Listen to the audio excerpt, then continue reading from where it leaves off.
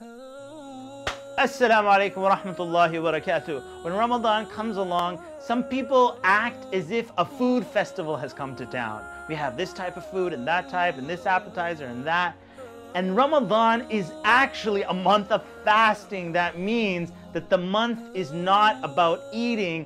The month is actually about feeding the needy people, putting in the effort. The Prophet ﷺ said, whoever feeds a fasting person gets the reward of that fasting person with the same reward without taking away from that fasting person. So this Ramadan, don't focus so much on attending all these food festivals, focus on feeding the needy. What is the definition of fasting? If you ask children, they will tell you fasting is when you don't eat and you don't drink from sunup until sundown. And sometimes a lot of adults use the same definition. That's it. That's all fasting is. Okay, that's it? Just fasting? Sunup, sundown, don't drink, don't eat? What happens then if I'm fasting and then I forget that I'm fasting and I eat? This is actually a true story. One imam, he was invited to a buffet and he ate and drank and he had like cake and drinks and buffet, you know the rule when you go to a buffet, you either break even or you profit. So this guy profited, alhamdulillah. He ate a whole lot. He said, then when I was totally done, then I remembered that I'm fasting. So does his fast count or not? Of course the answer is yes, it counts because he completely forgot. So that means it's got to be more than eating and drinking. So it's got to be something else. Of course, a sawm, fasting, means to abstain. So it's not just abstaining from eating and drinking, it's from all kinds of other things. It's from lying, it's from bad words, it's from cursing, it's from backbiting. Many people now, their main concern is what goes into their mouth.